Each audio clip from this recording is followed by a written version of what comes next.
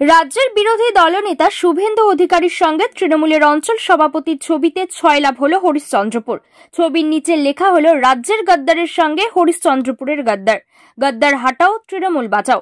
শনিবার রাত থেকে সমাজ মাধ্যমে ওই ছবি ভাইরাল হয়েছে। পাশাপাশি হরিশ্চন্দ্রপুরের বিভিন্ন দেওয়ালে পোস্টারে ছেয়েছে ওই ছবি।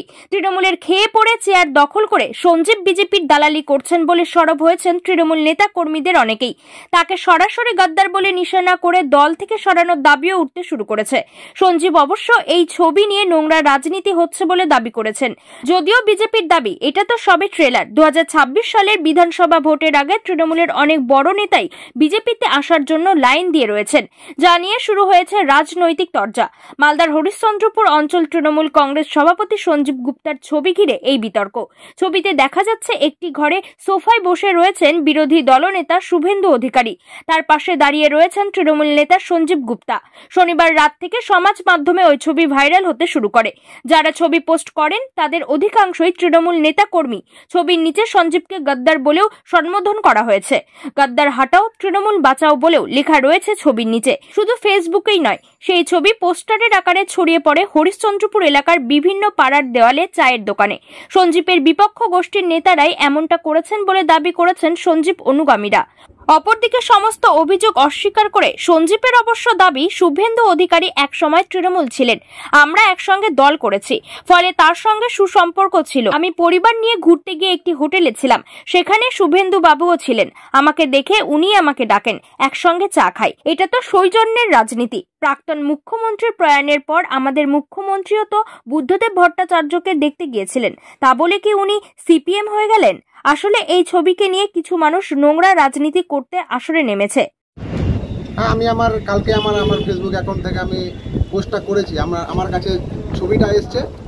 ছবিটা আমরা প্রকাশ্যে দেখতে পাচ্ছি যে আমাদের রাজ্যের বিরোধী দলনেতা বিজেপি যে মির্জাফর আমাদের তৃণমূলের সঙ্গে দোগলামি করেছে, বিজেপিতে গেছে, তার সঙ্গে আমাদের অঞ্চল সভাপতি সঞ্জীব গুপ্তার আমরা ছবিটা প্রকাশ্যে দেখতে পেয়েছি।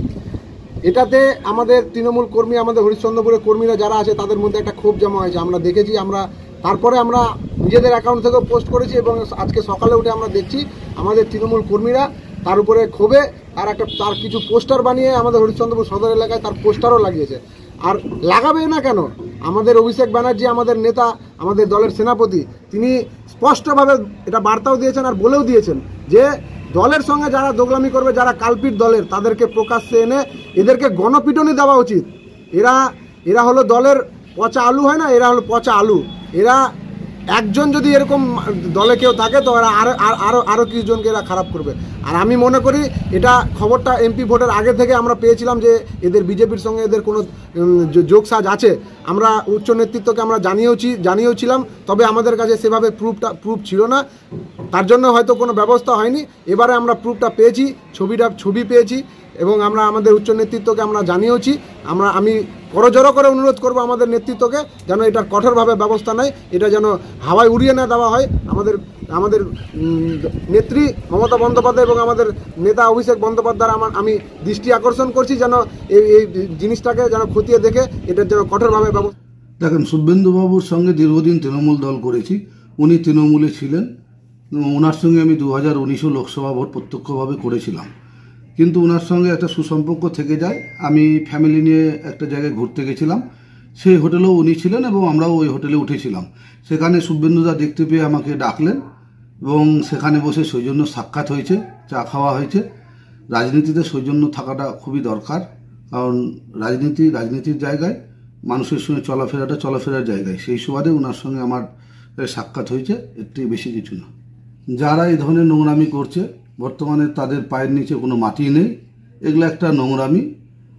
আর রাজনীতিতে আপনারাও দেখেছেন, বুদ্ধদেব ভট্টাচার্যকে মমতা ব্যানার্জি বারবার দেখা করতে গেছেন। তার মানে এটা না যে বুদ্ধদেব ভট্টাচার্য তৃণমূল আর মমতা ব্যানার্জি সিপিএম হয়ে গেছেন।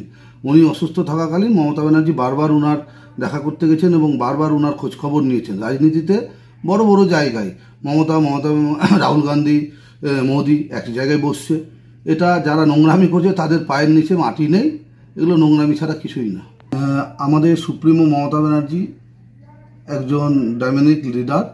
আপনারাও দেখেছেন, বুদ্ধদেব বাবু যখন মারা যান উনি নিজে উপস্থিত থেকে হাসপাতাল থেকে শুরু করে ওনার মানে শবদাহ নিয়ে যাওয়া এবং শ্মশান পর্যন্ত নিয়ে যাওয়া সবটাই মমতা ব্যানার্জি করেছেন।